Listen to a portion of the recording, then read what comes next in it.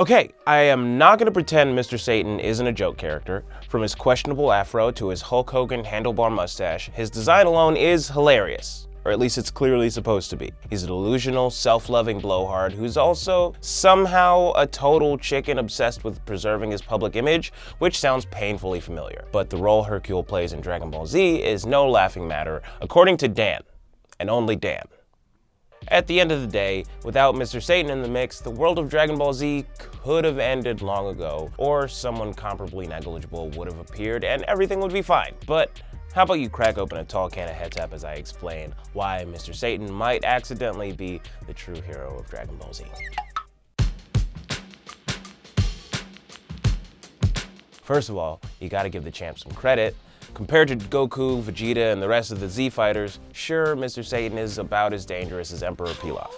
Probably less so, at least Pilaf had rockets. But compared to just about everyone else on the planet, Mr. Satan is pretty strong.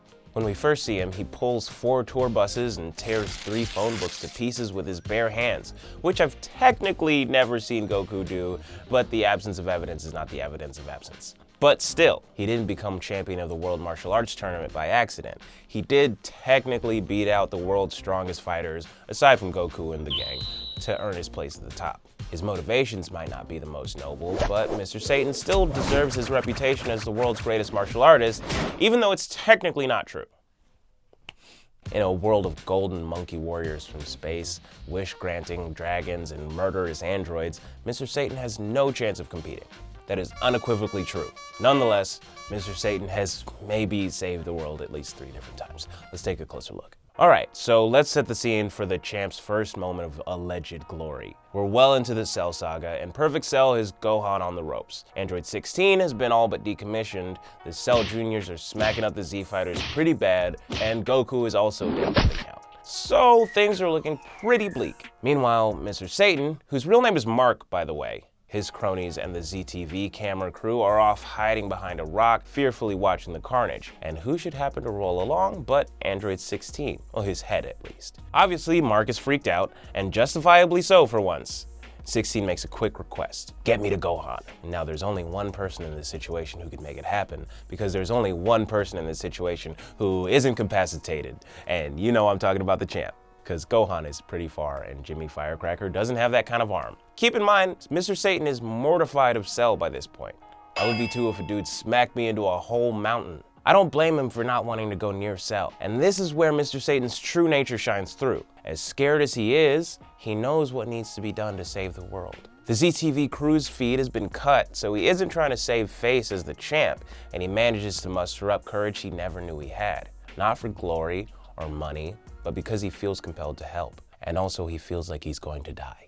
So Mr. Satan steps up to the plate, picks up 16's head, reels back, and makes the buzzer-beating Hail Mary pass to Gohan. And look, I'm mixing up my sports metaphors here, but this is a pivotal moment. 16 tells Gohan some about birds. Cell sends 16 to and Gohan's anger triggers his transformation to Super Saiyan 2. Look, I'm not trying to take credit away from Gohan. Him atomizing Cell with the one-handed father-son Kamehameha is one of my favorite moments in all of Dragon Ball. But Gohan may have never reached that level without Mr. Satan. If Mr. Satan had done nothing, then 16's head would have just gathered dust instead of becoming it, and Super Saiyan 2 could have just been a twinkle in Gohan's eyes. The Cell Juniors might have torn the Z fighters apart, and Cell could possibly have won the day. But Hercule's supposed heroics don't stop there. His next feat wouldn't be for another few years. Fast forward to the Majin Buu saga. At this point, Buu is literally relaxing in a bathtub, unfazed by our hero's efforts. Vegeta blows himself to Kingdom Come and basically does nothing more than replace the M on his forehead with a shiny new halo in Otherworld. In an even greater sacrifice, Goku loses his eyebrows. But to no avail. Majin Buu is just too strong. Meanwhile, Gohan is off swinging his fancy new Z-sword around on the sacred world of the Kai, and the people of Earth are left defenseless as chocolate Majin snacks. But they don't lose hope. They still have, by some accounts, the strongest man on Earth to save them.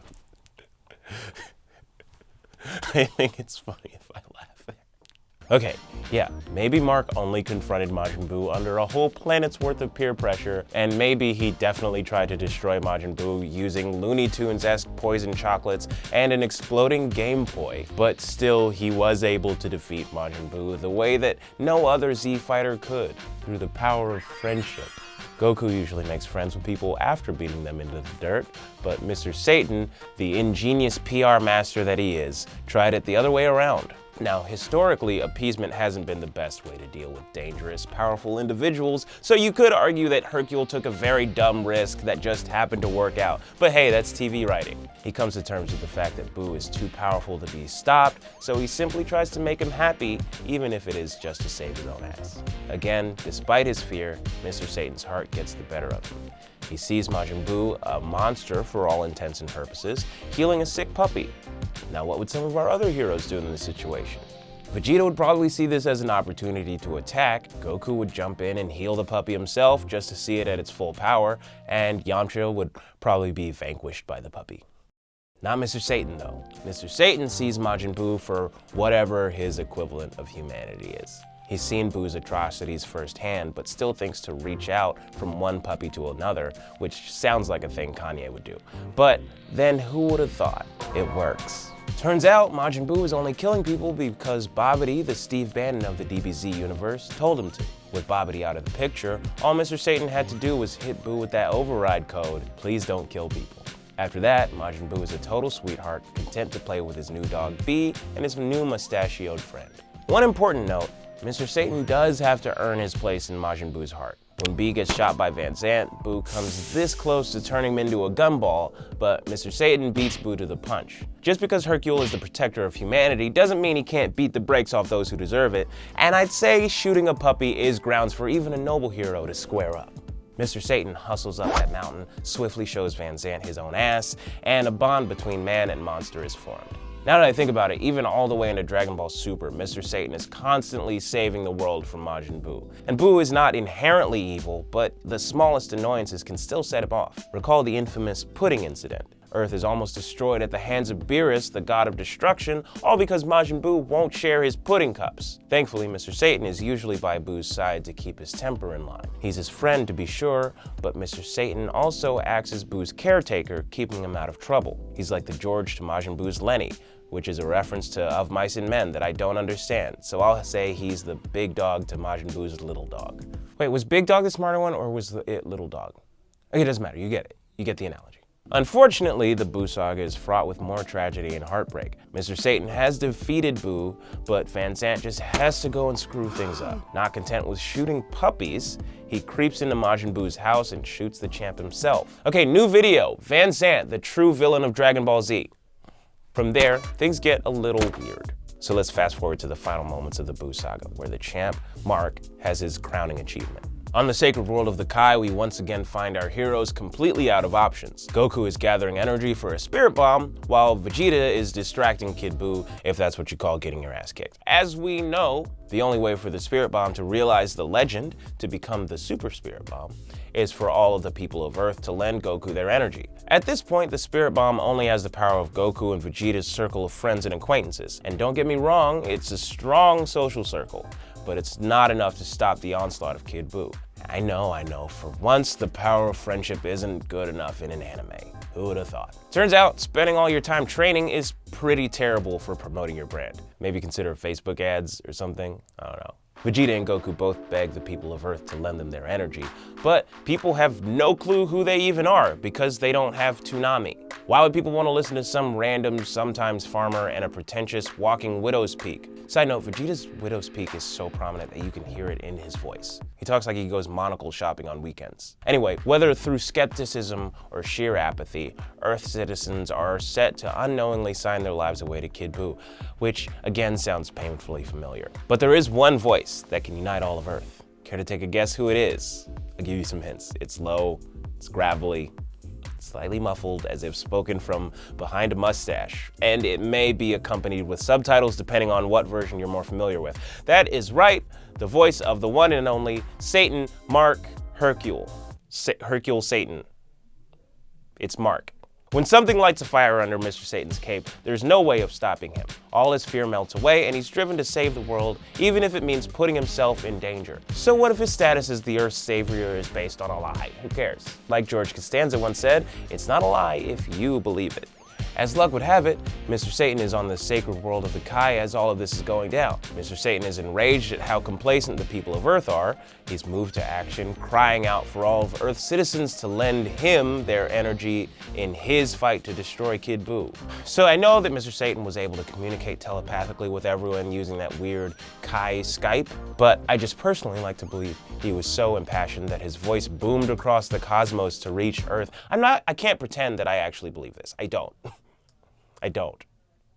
He's not good. And look, Dan is trying to make me do some rhyming here, and I refuse. I don't want it.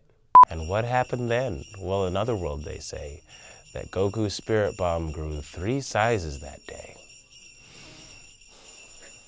Long story short, the spirit bomb got big. It wasn't quite big enough to stop Kid Buu on its own. Goku needed a quick telepathic sensu beam from Porunga, Namek's resident wish dragon, to get back to full power. As I said, the Buu saga gets weird. But even with Goku back to full power, that spirit bomb may have never been up to snuff without Mr. Satan calling an audible to the rest of Earth. In fact, he could have supersized that energy order to complete the spirit bomb, but he doesn't. And why? Because Mr. Satan knows that if people give too much energy, they'll start withering away. Even in the face of total galactic destruction, Mr. Satan is unwilling to sacrifice the lives of the people he's sworn to protect, who also happen to be the people who praise him based on a self-perpetuated lie. Just like how Goku wasn't willing to sacrifice Vegeta to destroy Kid Buu. If Goku had immediately launched the spirit bomb, Vegeta would have been caught in the blast radius and been completely obliterated. Again, not to worry though. As if this man hasn't done enough, Mr. Satan swoops in, tosses Vegeta over his shoulder, and bounces the fuck out of there. And that is the accidental beauty of Mr. Satan. As delusional as he may seem about his own strength, he knows his limitations, and despite those limitations, he always seems to find the courage and convenience to make a difference. When it comes down to it, Mr. Satan is unafraid to meddle in the affairs of Super Saiyans and pink tea kettle monsters, and truly, deeply committed to maintaining the lies upon which his reputation has been built. And like a great hero once said, meddling when you don't need to is the essence of being a hero. Although it sounds like he may need to. I'm Midoriya Travis. We've got more Dragon Ball videos coming, specifically from me. Subscribe so you don't miss them. Thanks for watching GetintheRobot, your anime explainer.